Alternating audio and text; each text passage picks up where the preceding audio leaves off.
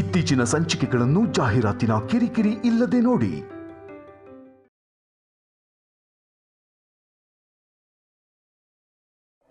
ಸರಿ, ಇವಾಗ ನಿನ್ಗೊಂದು twist ಕೊಡ್ಲಾ? Already officer ನನ್ನ ಪಕ್ಕದಲ್ಲಿ ಕೂತ್ಕೊಂಡು ಪೂಜೆ ಮಾಡೋದಕ್ಕೆ ಒಪ್ಕೊಂಡಿದ್ದಾರಂತೆ. ನಿನ್ ಬಗ್ಗೆ ಯೋಚನೆ ಮಾಡೋರೇ ಆಗಿದ್ರೆ ನೀನ್ ಅನ್ಕೊಂಡ್ ಹಾಗೆ ಅದೇ ನೀನ್ ಹೇಳ್ದ ಹಾಗೆ ಪ್ರೀತಿನೋ ಗೀತಿನೋ ಆಫೀಸರ್ಗೆ ನಿನ್ ಮೇಲೆ ಇದ್ದಿದ್ರೆ ಒಪ್ಕೊಳ್ತಾ ಇರ್ಲಿಲ್ಲ ಅಲ್ವಾ? ಆಫೀಸರ್ ಒಳ್ಳೆಯವರಾಗಿರೋದಕ್ಕೆ ನಿನ್ ಮೇಲಿರೋ ಕರುಣೆಗೆ ನಿನ್ನ ಈ ಮನೇಲಿರೋದಕ್ಕೆ ಬಿಟ್ಟಿದ್ದಾರೆ.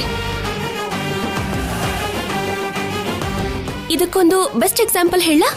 ಬೀದಿಲ್ ತಿರ್ಗಾಡೋ ನಾಯಿಗೆ ಯಾರೋ ರಕ್ತ ಬರೋ ಹಾಗೆ ಗಾಯ ಮಾಡಿದ್ರೆ ನಾವು ಅಯ್ಯೋ ಪಾಪ ಅಂತ ಕರುಣೆ ತೋರಿಸಿ 2-3 ದಿನ ಅದಕ್ಕೆ ಅನ್ನ ಹಾಕ್ತಿವಲ್ಲ, ಹಾಗೇನಿ ನಿನ್ಗೆ ಆಫೀಸರ್ ಕರುಣೆಯಿಂದ ನಿನ್ಗೆ ತುತ್ತು ಹಾಕ್ತಿದ್ದಾರೆ. ಅರ್ಥ ಆಯ್ತಾ? ಮಾತು ಹಿಡಿತದಲ್ಲಿರ್ಲಿ. ನಾನು ಅದೇ ಹೇಳ್ತಿರೋದು, ಮೈ ಮೇಲ್ ಪ್ರಜ್ಞೆ ಇರ್ಲಿ. ಈ ಸಲ ಮನೆಯಿಂದ ಆಚೆ ಹಾಕಿದ್ರೆ ಕಾಪಾಡ್ಕೊಳ್ಳೋದಕ್ಕೆ ನಿನ್ ಪ್ರಿಯತಮ ಕೂಡ ಇಲ್ಲ. ನಾನ್ ನಿನಗೆ ಕೊಡ್ತಿರೋ ಡೋಸು ಸರಿ ಹೋಗ್ತಿಲ್ಲ ಅನ್ಸತ್ತೆ, ಜಾಸ್ತಿ ಮಾಡ್ತೀನಿ. ಅಯ್ಯಯ್ಯೋ, ದೊಡ್ಡ ವಾರ್ನಿಂಗೇ ಕೊಟ್ಟೆ. ಭಯ ಪಡ್ಬೇಕಾ? ಹೋಗಿ ಕೆಲ್ಸ ನೋಡ್ಕೋ. ಪೂಜೆ ಮಾಡುವಾಗ ಬಂದು ನಾನ್ ಮಾಡಿದ ತಪ್ಪನ್ನ ಕ್ಷಮಿಸು ಅಂತ, ಒಳ್ಳೆ ಬುದ್ಧಿ ಕೊಡು ಅಂತ ಅಮ್ಮನವ್ರ ಹತ್ರ ಬೇಡ್ಕೋ. ಬರ್ತೀನಿ. ನೀನ್ ಪೂಜೆಲಿ ಅದ್ ಹೇಗ್ ಕೂತ್ಕೋತೀಯ ನೋಡ್ತೀನಿ. Thank you.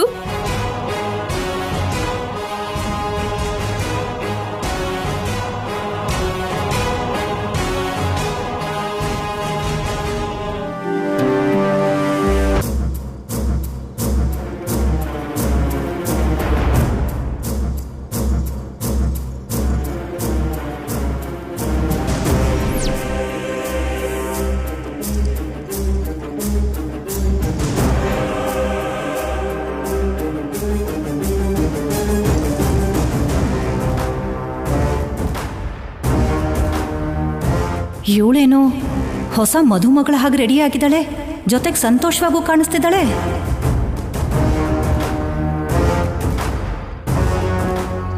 ಇವಳೇನು ಅಮ್ಮನವ್ರನ್ನ ನೋಡ್ದೇನೆ ದುರ್ಗುಟ್ಕೊಂಡು ನನ್ನೇ ನೋಡ್ತಿದ್ದಾಳೆ. ಅಮ್ಮ, ಅಮ್ಮನವ್ರ ಪೂಜೆಗೆಲ್ಲ ಸಿದ್ಧವಾಗಿದೆ. ಇನ್ನು ದಂಪತಿಗಳಿಬ್ಬರನ್ನ ಕರೆದ್ರೆ ಪೂಜೆ ಆರಂಭಿಸೋಣ. ಅಲ್ಲಿ ನೋಡಿ, ಬಂದೇ ಬಿಟ್ರು.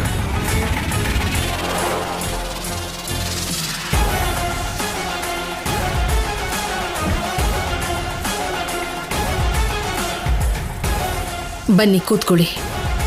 ಇವಾಗ ಕಲ್ಯಾಣಿ ಪೂಜೆಲ್ ಕೂತ್ಕೊಂಡ್ಲು ಅಂದ್ರೆ ನನ್ನ ಕಡೆ ನೋಡಿ ಖಂಡಿತವಾಗ್ಲೂ ನಗ್ತಾಳೆ. ಆದ್ರೂ ಶೌರ್ಯನ ಪಕ್ಕದಲ್ಲಿ ನಾನೇ ಕೂತ್ಕೋಬೇಕು. ಇವಾಗ ನಾನು ಕೂತ್ಕೊಂಡ್ರೇನೆ ಎಲ್ರ ಮೇಲೂ ನನ್ಗೆ ಹಿಡ್ತಾ ಬರೋದು, ಕಲ್ಯಾಣಿಗೆ ನನ್ನ ಮೇಲೆ ಭಯ ಬರೋದು. ಕಲ್ಯಾಣಿ, ಶೌರ್ಯ, ಹಬ್ಬದ ದಿನ ಅಮ್ಮನವ್ರ ಪೂಜೆ ಸರಿಯಾಗಿ ನಡೀಲಿಲ್ಲ. ಅಮ್ಮನವ್ರ ಆಶೀರ್ವಾದನ ನೀವಿಬ್ರು ಪಡೀಲಿಲ್ಲ.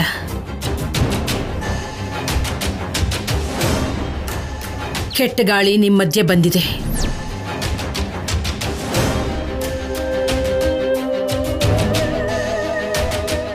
ಅದಕ್ಕೆ ನಿಮ್ಮಿಬ್ಬರ ಮಧ್ಯೆ ಚಿಕ್ಕ ಚಿಕ್ಕ ಮನಸ್ತಾಪಗಳು, ಕೋಪ ಬರ್ತಿದೆ.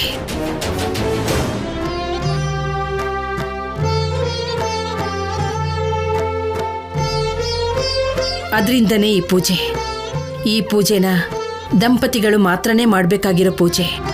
ನಿಮ್ಮ ಕೈಯಿಂದನೇ ನಡಿಬೇಕು. ಪುರೋಹಿತ್ರೆ, ಶುರು ಮಾಡಿ. ಅಮ್ಮ, ಪೂಜೆಯಲ್ಲಿ ಕೂತ್ಕೊಳ್ಳೋದಕ್ಕೂ ಮೊದಲು ಬಿಂದಿಗೆಯಲ್ಲಿ ಶುದ್ಧವಾದ ನೀರು ತಗೊಂಡು ಬನ್ನಿ. ಸರಿ ಪುರೋಹಿತ್ರೆ.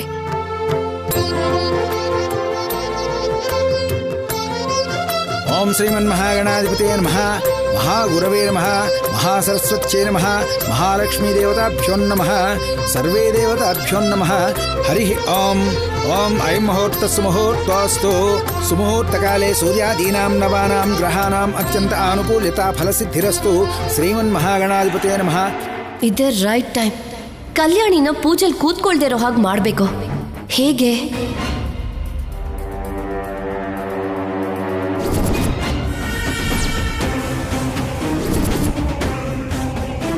ಎಸ್, ಕಲ್ಯಾಣಿ ಬಿಂದಿಗೆಯಲ್ಲಿ ನೀರು ತಗೊಂಬರೋದಕ್ಕೆ ಹೋಗಿದ್ದಾಳೆ. ಅವಳ ಸೊಂಟ ಮುರಿದ್ರೆ ಪೂಜೆಲಿ ಕೂತ್ಕೊಳಕ್ಕಾಗಲ್ಲ.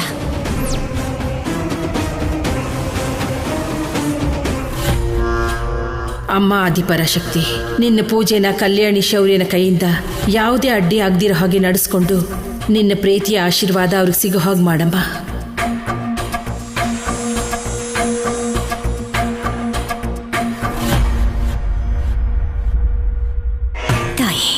ನನ್ನ ಜೀವನದಲ್ಲಿ ಕೋರ್ಕೊಂಡಿದ್ದು ಒಂದನ್ನೇ, ಕಲ್ಯಾಣಿ ಸಂತೋಷನ. ಅವಳ ಜೀವನ ಯಾವ ಕಾರಣಕ್ಕೂ ನಾಶ ಆಗದಿರೋ ಹಾಗೆ ನೀನೇ ನೋಡ್ಕೋಬೇಕಮ್ಮ. ಗೊತ್ತಿಲ್ಲದೆ ಇರೋ ದೇವರಿಗಿಂತ ಗೊತ್ತಿರೋ ದೆವ್ವ ವಾಸಿ ಅಂತಾರೆ. ಆ ಸಂಪದಾಗ ಹೋಲಿಸಿದ್ರೆ ಕಲ್ಯಾಣಿನೇ ಬೆಟರ್. ಹೇಗಾದ್ರೂ ಮೊದಲು ಮನೆಯಿಂದ ಸಂಪದನ ಕಳಿಸೋ ಮಾರ್ಗ ತೋರ್ಸಮ್ಮ ನನಗೆ. ಆಮೇಲೆ ಕಲ್ಯಾಣಿ ಬಗ್ಗೆ ಯೋಚಿಸ್ತೀನಿ.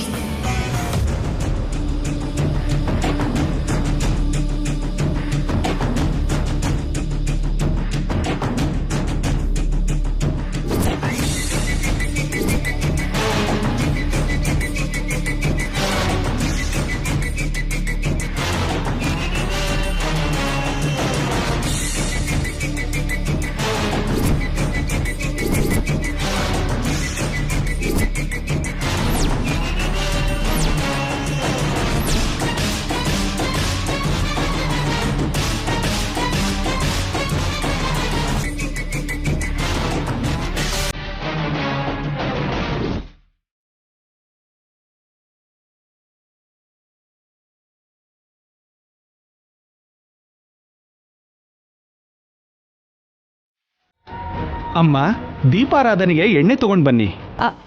ಅಲ್ಲೇ ಎಲ್ಲೋ ಇಟ್ಟಿದ್ದೀನಿ ಪುರೋಹಿತ್ರೆ. ತಗೊಂಡ್ ಬಂದಿಲ್ವನ ದಮಯಂತಿ, ಹೋಗಿ ಬೇಗ ತಗೊಂಬಾ. ತಂದಿರೋ ಹಾಗೆ ನೆನಪಿದೆ ರೀ.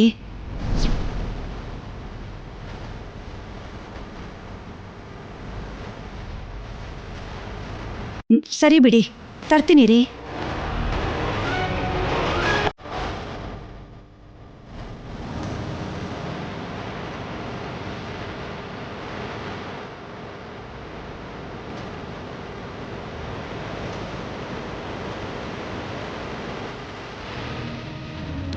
ಬೇಗ ಬಾ ಕಲ್ಯಾಣಿ, ಮುಹೂರ್ತಕ್ಕೆ ಸಮಯ ಆಗ್ತಿದೆ.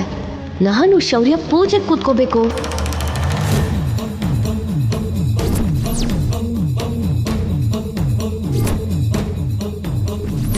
ಸುಮುಹೂರ್ತಕಾಲೇ ಸೂರ್ಯಾದೀನಾಂ ನವಾನಾಂ ಗ್ರಹಾನಾಂ ಅತ್ಯಂತ ಆನುಕೂಲ್ಯತಾ ಫಲಸಿದ್ಧಿರಸ್ತು.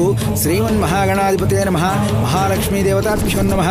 ಓಂ ಗಣಾನಾಂ ತ್ವಾ ಗಣಪತಿಗುಂ ಹವಾಮಹೇ ಕವಿಂ ಕವೀನಾಮುಪಮಸ್ರವಸ್ತಮಂ. ಜ್ಯೇಷ್ಠರಾಜಂ ಬ್ರಹ್ಮಣಾಂ ಬ್ರಹ್ಮಣಸ್ಪತ ಆನಶೃಣ್ವನ್ನೋತಿಭಿಃ ಸೇದಸಾದನಂ.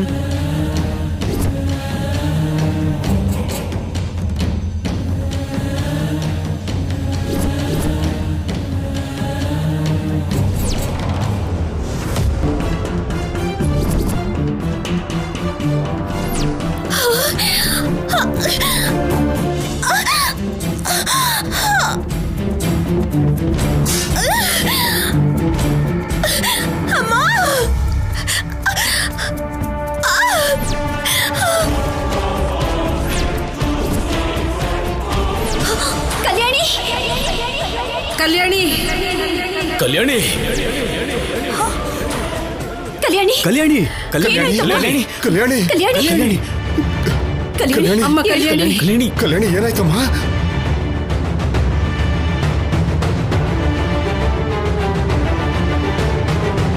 ಶೌರ್ಯ, ಅಲ್ಲಿ ಕೂರ್ಸು.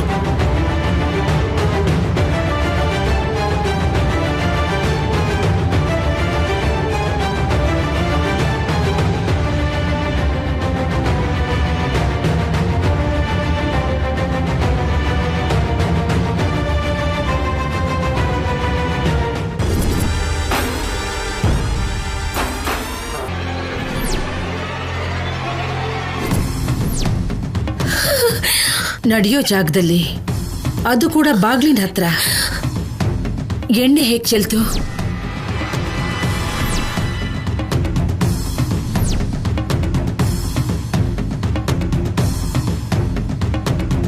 ಅಮ್ಮ, ಡಾಕ್ಟ್ರಿಗೆ ಫೋನ್ ಮಾಡಮ್ಮ. ಈಗ ಡಾಕ್ಟರ್ ಬರೋದ್ ಬೇಡ ಆಫೀಸರ್. ಪೂಜೆ ಆದ್ಮೇಲೆ ನೋವು ಕಮ್ಮಿ ಆಗಿಲ್ಲ ಅಂದ್ರೆ ಆಗ ನೋಡೋಣ. Are you sure Kalyani? Okay. ನಾನು ಪೂಜೆ ಹತ್ರ ಇಟ್ಟಿದ್ದ ಎಣ್ಣೆ ಬಾಟ್ಲು ಬಾಗಿಲ ಹತ್ರ ಹೇಗೆ ಹೋಯ್ತು? ಕಲ್ಯಾಣಿನ ಕಂಡ್ರೆ ಆಗದೆ ಇರೋರು ಈ ಮನೇಲಿ ಯಾರಿದ್ದಾರೆ? ನಾನೊಬ್ಳೇ ಅಲ್ವಾ? ಒಂದು ವೇಳೆ ಪಲ್ಲವಿ? ಚಚೆ, ಅವಳಿಗಂತ ಸೀನಿಲ್ಲ. ಒಂದು ವೇಳೆ ಸಂಪದ? ಹೌದು, ಅವಳೇ ಆಗಿರ್ತಾಳೆ, ಡೌಟೇ ಇಲ್ಲ. ಸ್ವಲ್ಪ ನೋಡ್ಕೊಂಡು ಓಡಾಡೋದಲ್ವಾ ಕಲ್ಯಾಣಿ? ಅಷ್ಟು ಅವಸರದಲ್ಲಿ ಬರೋ ಅವಶ್ಯಕತೆ ಇತ್ತ? ಅವಸರದಲ್ಲಿ ಬಂದು ಕಲ್ಯಾಣಿ ಕಾಲ್ ಜಾರ್ ಬಿದ್ದಿಲ್ಲ ಶೌರ್ಯ. ಬೇಕು ಅಂತ ಕಲ್ಯಾಣಿ ಬೀಳ್ಬೇಕು ಅಂತ ಬಾಗ್ಲ ಹತ್ರ ಎಣ್ಣೆ ಹಾಕಿದ್ದಾರೆ. ಅಂಥ ಅವಶ್ಯಕತೆ ಯಾರಿಗಿರುತ್ತಮ್ಮ? ತಂದಿಟ್ಟಿದ್ಯಲ್ಲ ದರಿದ್ರನ, ಅವಳೇ ಮಾಡಿರ್ತಾಳೆ ಹೊಟ್ಟೆ ಊರಿಗೆ.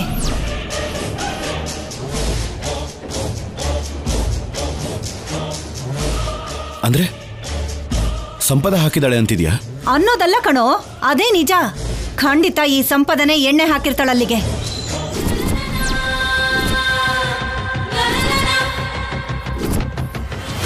ಅಮ್ಮ, ಪ್ರತಿಯೊಂದರಲ್ಲೂ ಸಂಪದನ ದೋಷಿಯಾಗಿ ನಿಲ್ಲಿಸಬೇಕು ಅಂತ ನೋಡ್ಬೇಡ. ಆದ್ರೂ ಸಂಪದಾಗೇನಾದ್ರೂ ಗೊತ್ತಾ? ಪುರೋಹಿತರು ಕಲ್ಯಾಣಿಗೆ ನೀರು ತರೋಕೆ ಹೇಳಿದ್ದಾರೆ ಅಂತ ಕಲ್ಯಾಣಿ ಅದೇ ದಾರಿಲಿ ಹೋಗ್ತಾಳೆ ಅಂತ ಬರೋವರೆಗೂ, ಪುರೋಹಿತರು ಹೇಳೋವರೆಗೂ ಕಲ್ಯಾಣಿಗೂ ನನಗೂ ಗೊತ್ತೇ ಇರಲಿಲ್ಲ. ಹೀಗಿರುವಾಗ ಸಂಪದ ಕಲ್ಯಾಣಿನ ಬೀಳ್ಸೋದಕ್ಕೆ ಎಣ್ಣೆ ಹಾಕಿದಾಳೆ ಅಂತ ಅದು ಹೇಗೆ ಹೇಳ್ತೀಯಮ್ಮ?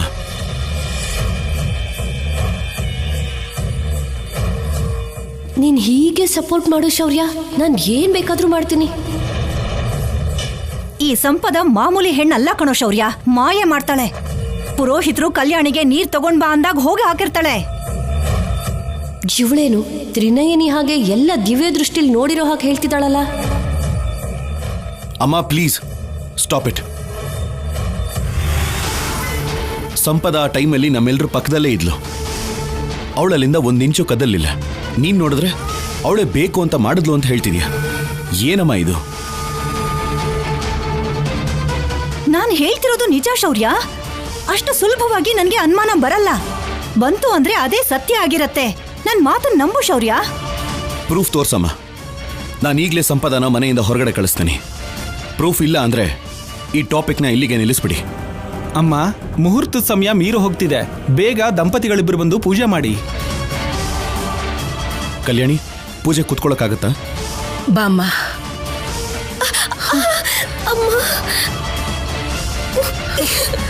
ಯಾಕಮ್ಮ? ಕಷ್ಟ ಆಗ್ತಿದೆ ಆಫೀಸರ್. ಕಲ್ಯಾಣಿ ಕೂರಲ್ವಂತೆ ಪುರೋಹಿತ್ರೆ. ನಾನು ಒಬ್ನೇ ಕೂತು ಪೂಜೆ ಮಾಡ್ಬೋದಾ? ಹಾಗೆ ಮಾಡಕ್ಕಾಗಲ್ಲ. ದಂಪತಿಗಳಿಬ್ರು ಕೂತು ಪೂಜೆ ಮಾಡಬೇಕು. ಅಂದ್ರೆ ಪೂಜೆ ಮುಂದಕ್ಕೆ ಹಾಕ್ದ ಹಾಗೇನಾ ಪುರೋಹಿತ್ರೆ? ಅವಶ್ಯಕತೆ ಇಲ್ಲ ಶೌರ್ಯ, ಪೂಜೆ ನಡೆಯುತ್ತೆ. ಕಲ್ಯಾಣಿ ಕೂತ್ಕೊಳ್ಳೋಕ್ಕಾಗಿಲ್ಲ ಅಂದ್ರೇನು? ನಿನ್ ಮೊದಲನೇ ಹೆಂಡತಿ ಸಂಪದ ಇದ್ದಾಳಲ್ವಾ? ಪಲ್ಲವಿ, ಪಲ್ಲವಿ.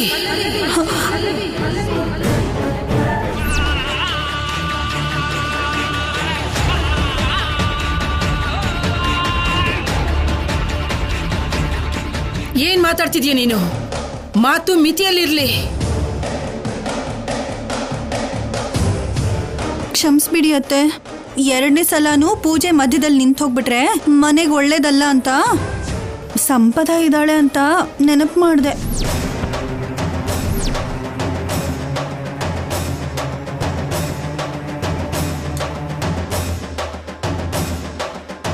ನಿಜಾನೇ ಅತ್ತೆ. ಈಗಾಗಲೇ ಮನೆಯಲ್ಲಿ ಮನಸ್ತಾಪಗಳು ಜಾಸ್ತಿ ಆಗಿದೆ. ಈಗ ಈ ಪೂಜೆ ನಿಂತು ಹೋಗಿ ಮನೆಯಲ್ಲಿ ಮನಸ್ತಾಪಗಳು, ಜಗಳಗಳು ಹೆಚ್ಚಾದ್ರೆ ಅದಕ್ಕೆ ಕಾರಣ ಈ ಪೂಜೆ ನಡೀಲಿಲ್ಲ ಅಂತ ಅವಾಗ ಎಲ್ಲರೂ ನೋವಲ್ಲೇ ಇರ್ತೀವಿ. ಹಾಗೆ ಸಂಪದ ಮನಸ್ಸು ಕೂಡ ಸರಿ ಇಲ್ಲ. ಒಂದ್ ವೇಳೆ ಈ ಪೂಜೆ ಏನಾದರೂ ಅವಳ ಕೈಯಿಂದ ಆದ್ರೆ ಆಗ ಅವಳ ಮನಸ್ಸು ಸರಿ ಹೋಗುತ್ತೇನೋ.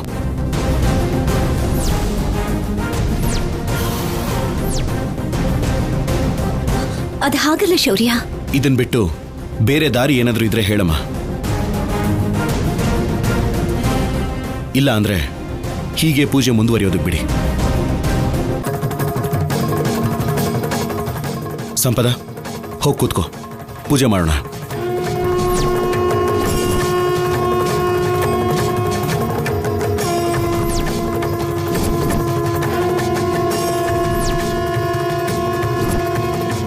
ನಾನಾ? ಬೇಡ ರೀ. ಈಗಾಗಲೇ ಎಲ್ಲರೂ ನಾನು ಕಲ್ಯಾಣಿ ಸ್ಥಾನಕ್ಕೆ ಬರೋದಕ್ಕೆ ಪ್ರಯತ್ನ ಮಾಡ್ತಿದ್ದೀನಿ ಅಂತ ಹೇಳ್ತಿದ್ದಾರೆ.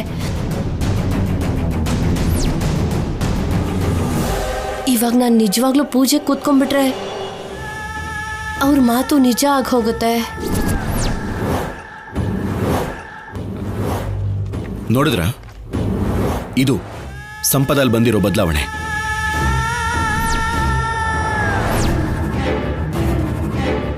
ನೀವು ಮಾತ್ರ ಸಂಪದ ನೀನು ನೆಗೆಟಿವ್ ಆಗೇ ನೋಡ್ತಾ ಇದ್ದೀರಾ. ನೋಡು ಸಂಪದ, ನೀನಾಗಿ ನೀನೇ ಪೂಜೆ ಕೂರ್ತೀನಿ ಎಂದಿದ್ರೆ ಎಲ್ಲರೂ ಹಾಗೆ ಅನ್ಕೋತಿದ್ರು. ಆದರೆ ನಾನು ಬಾ ಅಂತಿದ್ದೀನಿ.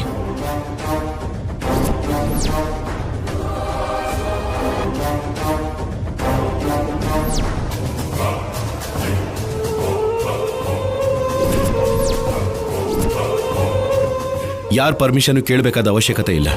ಕೂತ್ಕೋ.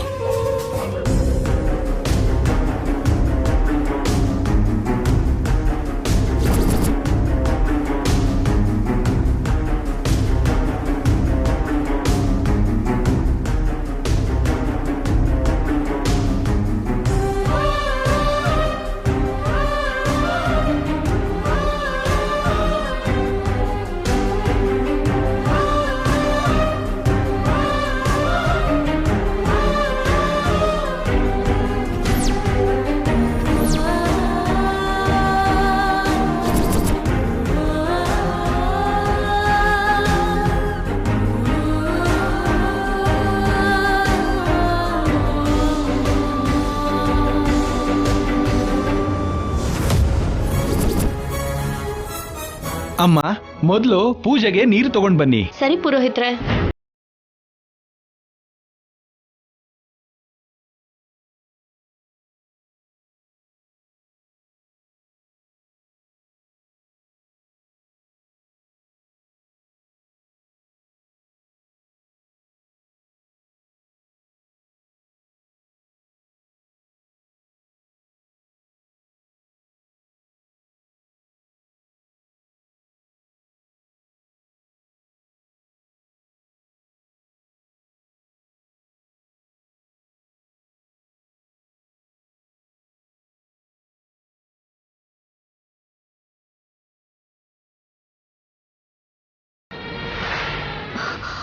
ಅಮ್ಮ, ಆದಿಪರಾಶಕ್ತಿ, ಏನಮ್ಮ ಇದು? ದುಷ್ಟರನ್ನ ರಕ್ಷಣೆ ಮಾಡಿ ಶಿಷ್ಟರಿಗೆ ಶಿಕ್ಷೆ ಕೊಡ್ತಾ ಇದೆಯಲ್ಲ, ಯಾಕೆ ಹೀಗೆ ಮಾಡ್ತಿದ್ಯೋ ನನಗೆ ಅರ್ಥ ಆಗ್ತಿಲ್ಲ ತಾಯಿ. ನೀನಿರೋದು ಸತ್ಯನೇ ಆದ್ರೆ ಸಂಪದ ಪೂಜೆಗೆ ಕೂತ್ಕೊಳ್ದೆ ಇರೋ ಹಾಗೆ ಮಾಡು. ಪೂಜೆ ಫಲ ಕಲ್ಯಾಣಿಗೆ ಸಿಗೋ ಹಾಗೆ ಮಾಡು ತಾಯಿ. ನೀನೇನಾದ್ರೂ ಹಾಗೆ ಮಾಡ್ಲಿಲ್ಲ ಅಂದ್ರೆ ನಾನು ಇನ್ಮೇಲೆ ಯಾವತ್ತೂ ನಿನ್ನನ್ನು ಅಮ್ಮ ಅಂತ ಕರೆಯೋದಿಲ್ಲ. ನಿನಗೆ ದೀಪ ಕೂಡ ನಾನು ಹಚ್ಚೋದಿಲ್ಲ.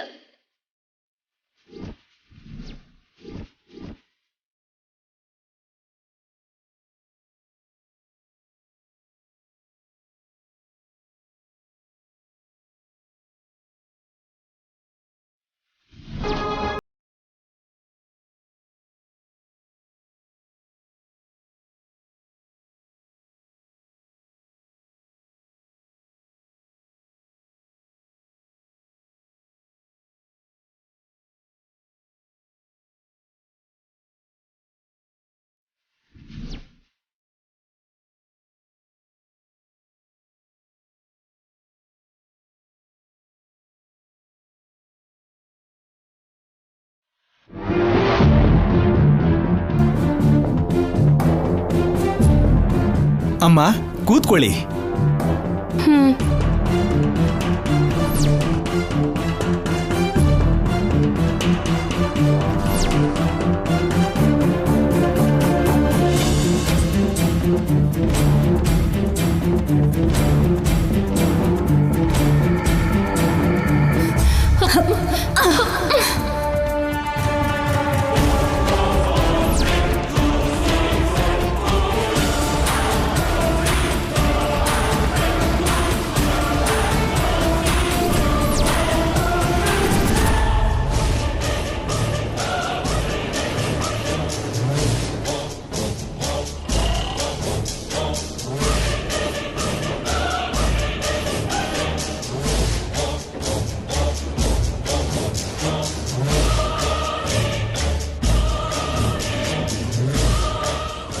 ಅಮ್ಮ, ಏನಾಯ್ತು?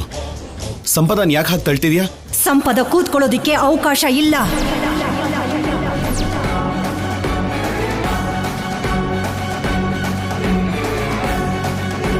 ಪೂಜೆ ನಿಂತೋದ್ರೆ ಅನಿಷ್ಟ ಅಲ್ವಾ ಅದ್ಕೆ? ಏಯ್, ನೀನು ಬಾಯಿ ಮುಚ್ಚು. ಅಷ್ಟಕ್ಕೂ ಇದೆಲ್ಲ ನಿನ್ನಿಂದಾನೆ. ನೀನ್ ಹೇಳಿದ ಮಾತಿಗೆ ಶೌರ್ಯ ಅವಳನ್ನ ಕೂತ್ಕೋ ಅಂತ ಹೇಳಿದ್ದು. ಮಾತಿಂದ ಅಲ್ಲಕ್ಕ, ನಿನ್ ಸ್ಟೈಲಲ್ಲಿ ಎಳೆದು ಬಾರಿಸಿ ಮಾತಾಡಿಸ್ಬೇಕು. ಆಗ್ಲೇ ಇವಳು ಮಿತಿ ಮೀರ್ದೇನೆ ಇರ್ತಾಳೆ. ಶೌರ್ಯ, ಸಂಪದ ಕೂತ್ಕೊಳ್ಳಿಲ್ಲ ಅಂದ್ರೆ ಪೂಜೆ ಏನ್ ನಿಲ್ಲಲ್ಲ. ನಿಮ್ಮಪ್ಪ ನಾನು ಪೂಜೆಯಲ್ಲಿ ಕೂತ್ಕೋತೀವಿ.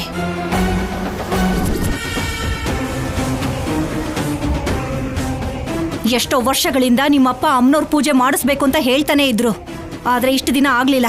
ಅಲ್ಲ ಅಮ್ಮನವರು ಈ ದಿನಕ್ಕೋಸ್ಕರನೇನೋ ನಮಗ್ ಮಾಡೋದಕ್ಕೆ ಅವಕಾಶ ಕೊಟ್ಟಿರ್ಲಿಲ್ಲ. ಹೇಗೋ ಕಲ್ಯಾಣಿಗೆ ಹುಷಾರಿಲ್ವಲ್ಲ, ನಿಮ್ಮಿಬ್ರ ಕಡೆಯಿಂದ ಬೇರೆ ಎಲ್ರ ಕಡೆಯಿಂದ ನಿಮ್ಮಪ್ಪ ನಾನು ಪೂಜೆ ಮಾಡ್ತೀವಿ. ಕೊನೆಯಲ್ಲಿ ನೀವಿಬ್ರು ಸೇರಿ ಅಮ್ಮನವ್ರ ಆಶೀರ್ವಾದ ತಗೊಂಡ್ರೆ ಆಗೆಲ್ಲ ಸರಿ ಹೋಗತ್ತೆ. ಏನ್ ಹೇಳ್ತೀರಾ ಪುರೋಹಿತ್ರೆ? ಹಾಗೆ ಮಾಡ್ಬೋದಲ್ವಾ? ಖಂಡಿತ ಮಾಡಬಹುದಮ್ಮ.